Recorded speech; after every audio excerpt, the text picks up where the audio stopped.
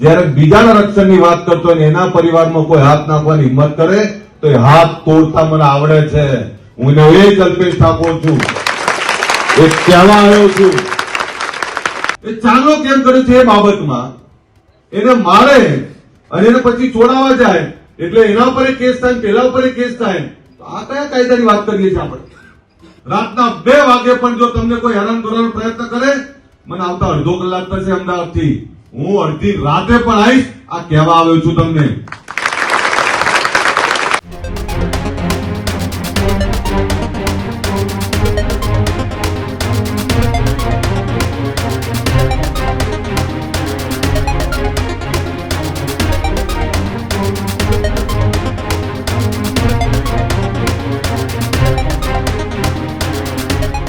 સાણંદ તાલુકાના ઠાકોર સમાજના ગ્રામ્ય વિસ્તારની અંદર અલ્પેશ ઠાકોરની એક મોટી સભા મળી હતી. આ સભાની અંદર ઠાકોર સમાજના યુવક અને યુવતીઓને હેરાન, પરેશાન અને છેડતી કરવાના વારંવાર બનતા બનાવોની વચ્ચે અલ્પેશ ઠાકોરનો હુંકાર સામે આવ્યો છે. સાણંદ તાલુકાના કલાણા ગામેથી અલ્પેશ ઠાકોરનો એ હુંકાર સામે આવ્યો છે. હિન્દુ ધર્મના યુવક અને યુવતીઓ પર થતા અત્યાચાર મામલે એક મોટી બેઠક બોલાવવામાં આવી હતી. યુવક અને યુવતીઓ પર થતા હુમલા અને છેડતી મામલે અલ્પેશ ઠાકોરે લાલ ગુમ થયા હતા. કલાણા ગામે અલ્પેશ ઠાકોરે સભા યોજી અને જે લોકોને હેરાન પરેશાન કરવામાં આવે છે તેમના વહારે આવ્યા હતા. કોઈ ચમરબંધી કે દાદા નથી કે ગરીબ વર્ગને ડરાવી શકે. અલ્પેશ ઠાકોરે જાહેરમાં નિવેદન આપતા કહ્યું હતું કે ગુજરાત ક્ષત્રિય ઠાકોર સમાજે બીજાની રક્ષા કરવા માટે છે. બીજાનું રક્ષણ કરનારાના પરિવાર સામે હાથ ઉપાડે તો એ તોડતા પણ મને આવડે છે. હું કહેવા આવ્યો છું કે હું એ જ અલ્પેશ ઠાકોર છું કે જે ભૂતકાળની અંદર હતો. સમાજનો મુદ્દો આવશે ત્યારે હું સમાજની રક્ષા માટે આવીશ. પોલીસનું કામ છે લોકોની રક્ષા કરવાનું, અને સાથે જ કોઈ સામાન્ય વર્ગના લોકોને ડરાવી ધમકાવે તો એને પાડી દો, એવું પણ ગુજરાત પોલીસને અલ્પેશ ઠાકોરે કહ્યું. પોલીસને કહું છું કે અસામાજિક તત્વોના ટાંટિયા તોડી નાખજો. અને સાથે જ અલ્પેશ ઠાકોરે કહ્યું કે રાતના 2 વાગે તમે મને ફોન કરજો. 2 વાગે જો કોઈ તમને હેરાન કરે તો અલ્પેશ ઠાકોરે 2 વાગે આવવા માટે તૈયાર છે. આવનારા 10 થી 15 દિવસમાં ગામના ચોકમાં માતાજીના ગરબાનું આયોજન કરો. હું ક્યારેય ગરબા નથી રમ્યો, પરંતુ હું કલાણા ગામ ખાતે ગરબા રમવા માટે આવીશ. તમને કોઈ હેરાન કરે છે તો પછી તમે ચિંતા છોડી દેજો. તમને હેરાન કરવા વાળી વ્યક્તિ અને હું, અમે બંને પછી એકબીજાની સામસામે છીએ. તમે એ ઉપાધિ છોડી દેજો. કલાણા ગામે છેલ્લા કેટલાક દિવસોથી બનેલી ઘટના અને સાણંદ તાલુકાની અંદર બનેલી એ ઠાકોર સમાજના યુવક યુવતીઓ પર હેરાન પરેશાન કરવાની જે ઘટનાઓ બની રહી છે, એ ઘટનાઓને સંદર્ભે હવે અલ્પેશ ઠાકોરે લાલ ગુમ થયા છે. અને તેઓએ ત્યાં સભા યોજી હતી જ્યાં અલ્પેશ ઠાકોરે પોલીસને એ અસામાજિક તત્વોના ટાંટિયા તોડવા માટેનું પણ કહ્યું. અને સાથે જ ઠાકોર સમાજના યુવક અને યુવતીઓને હેરાન પરેશાન જો કોઈ કરશે તો હવે અલ્પેશ ઠાકોરે સીધા મેદાને આવશે. આ પ્રકારની અસામાજિક તત્વોને જાહેર મંચ ઉપરથી ચેતવણી આપી હતી. સાંભળો અલ્પેશ ઠાકોરે કલાણા ગામથી શું કહ્યું એ પણ. બાઇક લઈને આવતા હતા, થોડું કાવું માર્યું. એટલે કાવા મારવામાં કોઈ છોકરાને ઉભો રાખીને મારવો અને તિલક કેમ કર્યું છે એમ કરીને મારવો, એટલે મને એવું લાગે છે કે આ લોકો બેફામ બન્યા છે. અહીંયા હમણાં જ સાધુ સમાજના પરિવાર સાથે પણ એ લોકોએ કરેલું મને ખબર છે. પણ નાના સમાજો હોય તો નાના સમાજો બિયાય. તમે જથ્થાવાળા સમાજ છો, મોટો સમાજ છે, તેમ છતાં તમને ડર લાગે તો તમને ઘણીવાર એવું થાય કે એમણે કેમ પાછા પડ્યા.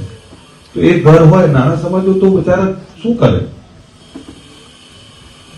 રાત ભરે કામે જવાનું હોય, ફેક્ટરીઓ છે, રાત્રે અંધારા આવતા હોય અને ક્યાંક કઈ અજુગતું બની જાય તો દરેકને ડર લાગે.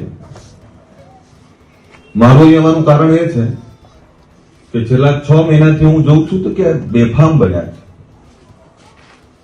અને બેફામ બની લગ્નના વરઘોડા નહીં કાઢવા દેવાના, વાસમાં આવીને ગાળો દેવાની. આ દીકરી કહ્યું કે અમારી હાજરીમાં બેફામ ગાળો બોલે, અને પછી એવું કે અમે તમને ક્યાં બોલીએ છીએ? તો કોઈ લેડીઝની સ્ત્રીની હાજરીમાં ગાળો બોલતા શરમ નહીં આવતી? બીજું, અંદર અંદર વાતો ના કરતા. તમને કહેવા આવ્યો છું કે ગુજરાતમાં કોઈ એવો ચમરબંધી નથી, કોઈ એવો દાદા નથી કે ગરીબ સામાન્ય લોકોને ડરાઈ શકે. અને હું જયારે કહેતો હોઉં કે ગુજરાત ક્ષત્રિય ઠાકોર સેના, ક્ષત્રિય એટલે રક્ષયથી ક્ષત્રિય, બીજાનું રક્ષણ કરે, જયારે બીજાના રક્ષણની વાત કરતો હોય ને એના પરિવારમાં કોઈ હાથ નાખવાની હિંમત કરે તો એ હાથ તોડતા મને આવડે છે. હું એ જ અલ્પેશ ઠાકોર છું, એ કહેવા આવ્યો છું, એ આજે કહેવા આવ્યો છું કે વાળી લેજો તમારા યુવાનોને, એ વાળી લેજો તમારા વડીલોને.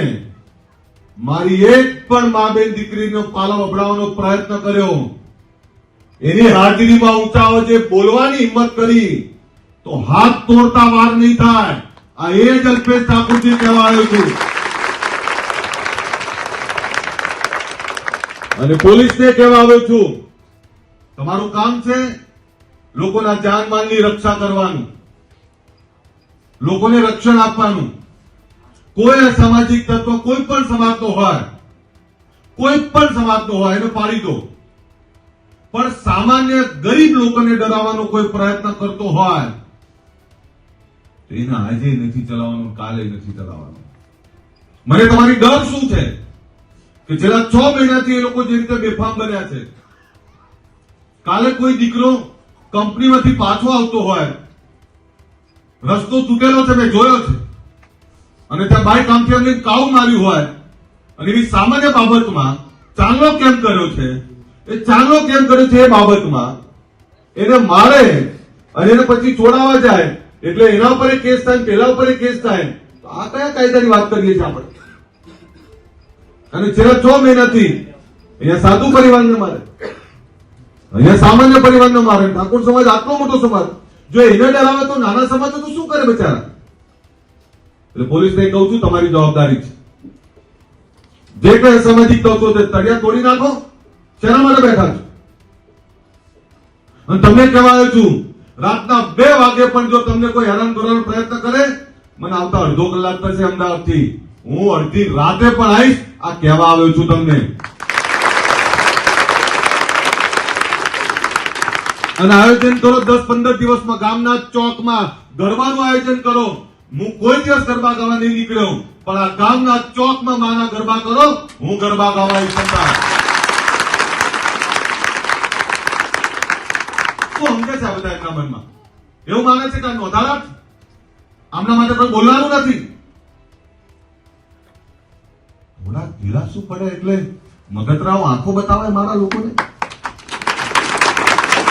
એમને કહેજો અમારે કોઈ એવા લાંબા ઝઘડાઓ નથી કરવા, કોઈની જોડે બગાડવું નથી. પણ ગરીબ સામાન્ય લોકોને ડરાવશો તો તમે પણ સીધા નહીં રહી શકો, સીધા નહીં ચાલી શકો. આ સમજી લેજો. બહુ લાંબુ નથી કહેવું. ક્યાંય કહેતો તું કહેતી સામાન્ય બાબતો બહેનો બધાને કહું છું, કોઈ બીજી માથા કુટુંબ ના પડો, શાંતિથી મુક્તપણે જીવો. તમને હવે પછી કોઈ હેરાન કરે તો હું છું ને એ છે, ચિંતા ના કરો પાછું. પણ આપણે કારણ વગરના ઝઘડા કોઈના ના થવા જોઈએ. તમારી પણ ફરિયાદો ના આવવી જોઈએ. તમે પણ ક્યાંય અવિવેક, ક્યાંય કોઈ ખોટો વ્યવહાર ના કરવા જોઈએ.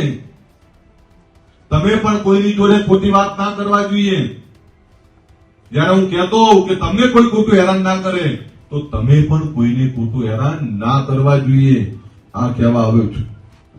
બીજું એ કહેવા આવ્યું છું, નાના મોટા નશાખોરીમાં છોકરાઓ હોય ને તે બહાર કાઢી લેજો. અને જંત્યા મોટા મોટા કરો છો ને, જંત્યા નાના કરી નાખો. ભાઈ ઉપર 2 મિનિટ. આ મોટા મોટા જે વાળ છે ને તમારા, જે વાળ કપાઈ નાખો, હારા નહીં લાગતા. અને વ્યસનો કોઈ ના કરવા જોઈએ. હું આટલી બધી વાત કરવા છું, પાછળ મસાલો મચડે છે આગેવાન. બંધ કરો આ બધું. આ હસવાની વાત નથી. તમારે એવું સક્ષમ તો બનવું પડશે ને ભાઈ. નશામાંથી બહાર નીકળો, વ્યસનોમાંથી બહાર નીકળો, એ કરો અને એવું વ્યક્તિત્વ બનાવો કે બધા તમને સ્વીકારે, તમે એમને સ્વીકારો.